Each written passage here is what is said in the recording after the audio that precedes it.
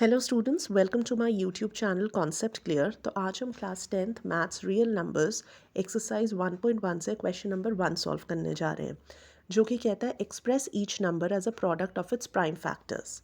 तो जो पहला नंबर हमारे सामने आता है वो है 140। आप देख सकते हैं ये 0 से एंड हो रहा है, यानी ये 2 से डिविजिबल होगा। तो हमने इसे 2 से डिवाइड करना स्टार्ट किया, तो अब हमारे पास आता है 70। 70 जो है ये भी 2 से डिविजिबल है। फिर हमने इसे 2 से डिवाइड करने के बाद हमारे पास आया 35। अब 35 जो है, देखिए इसके एंड में 5 आता है, यानी ये 2 के टेबल में नहीं आएगा। और 3 और 5 को ऐड करके 8 आता है, यानी ये 3 से भी डिवाइड नहीं होगा। तो हम इसे 5 से डिवाइड करेंगे। फिर हमारे पास आएगा 7, जो सिर्फ खुद के टेबल में आता है। तो इसके फैक्टर्स हुए 2 इंटू 2 इंटू 5 इंटू 7। आप इसे 2 का स्क्वायर इंटू 5 इंटू 7 भी लिख सकते हैं। जब हम प्राइम नंबर्स की बात करते हैं तो हमारे पास 2, 3, 5 ये सभी प्राइम नंबर्स है। हम सबसे पहले चेक करेंगे कि अगर कोई नंबर 2 से डिवाइड हो रहा है तो हम उसे तब तक 2 से डिवाइड करेंगे जब तक वो पॉसिबल है, तभी हम नेक्स्ट नंबर पे स्विच करेंगे। ऐसे नहीं कि रैंडमली कभी 5 से करें, कभी 3 से, कभी 2 से, ऐसे नहीं करना। अब 156 लेते हैं। ये पीछे लास्ट में 6 आ रहा है, तो ये भी 2 से डिवाइड होएगा। तो हम इसे तब तक डिवाइड करेंगे जब तक ये 2 से डिवाइड होगा। तो 78 जब हमारे पास आया, ये भी 2 से डिविजिबल है। अब 39 जब हमारे पास आएगा तो 3 और 9 जुड़ के आता है 12, जो कि 3 के टेबल में आता है, तो ये 3 से डिविजिबल होगा। 3 इंटू 13 करने से 39 आता है, और 13 सिर्फ खुद के टेबल में आता है। तो इसके फैक्टर्स हुए 2 इंटू 2 इंटू 3 इंटू 13, जिसे आप 2 का स्क्वायर इंटू 3 इंटू 13 भी लिख सकते हैं। अब थोड़ा सा बड़ा नंबर आता है स्टूडेंट्स हमारे आगे, 3825। जैसे कि आप देख ही सकते हैं, ये नंबर 2 से तो बिल्कुल भी डिवाइड नहीं होगा, तो हम इसे 3 से डिवाइड करेंगे, क्योंकि 3 + 8 + 2 + 5 जोड़ के 18 आता है। तो डिविजिबिलिटी रूल हमें यही सिखाता है कि अगर नंबर्स को जोड़ के जो हमारे पास रिजल्ट आता है वो 3 से डिविजिबल होता है, तो यानी वो 3 के टेबल में आएगा। तो 3 से जब हम इसे डिवाइड करेंगे तो 1275 आएगा, जो अगेन 3 से डिविजिबल है।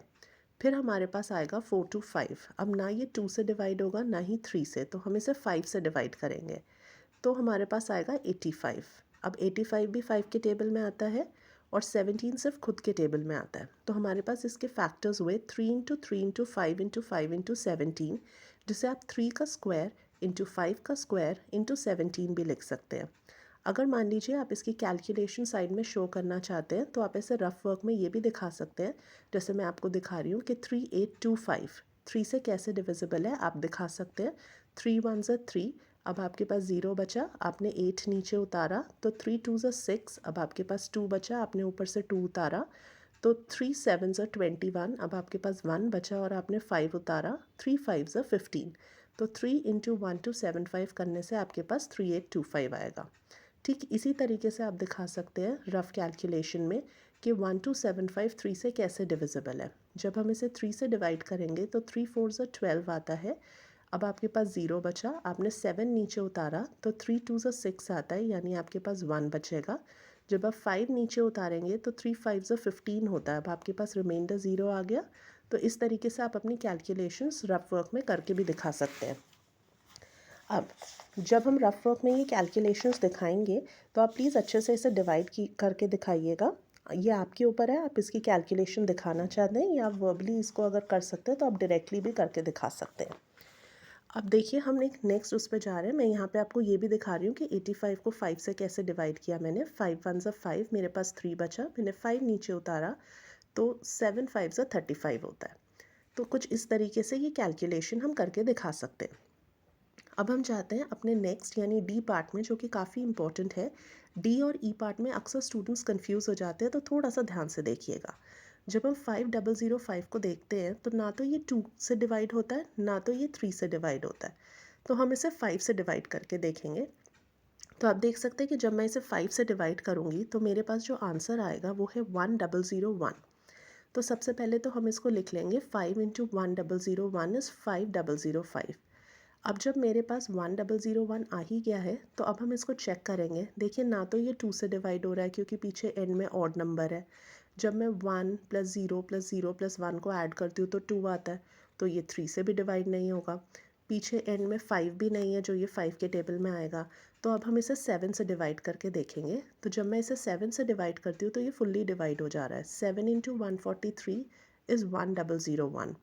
अब 143 को जब हम डिवाइड करेंगे, अगेन ये 2, 3, 5, 7 किसी से भी डिवाइड नहीं हो रहा है, तो ऐसे करते करते मैंने सारे नंबर्स चेकआउट किए। तो अब मैं 11 से जा देखती हूँ। 11 से जब मैं 143 को डिवाइड करती हूँ तो ये फुल्ली डिवाइड हो रहा है। 11 वन ज़ा 11 एंड 11 थ्री ज़ा 33। देखिए 11 इंटू 13 इज़ 143। और फिर आता है मेरे पास 13 जो खुद के टेबल में है, तो मेरे पास आ गए इसके फैक्टर्स। अब दूसरा नंबर जो है वो है 7429। ये भी काफ़ी बड़ा नंबर है, तो इसकी कैलकुलेशन थोड़ी सी ध्यान से करनी पड़ेगी।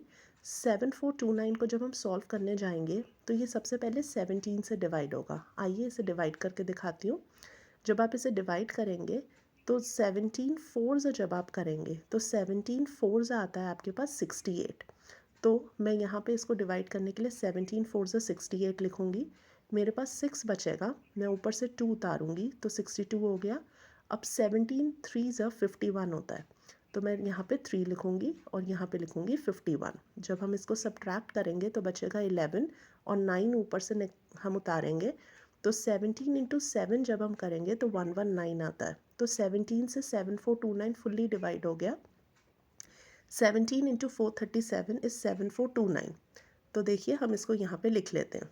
17 से जब मैंने डिवाइड किया तो मेरे पास आया 437। 17 इंटू 437 इज़ 7429।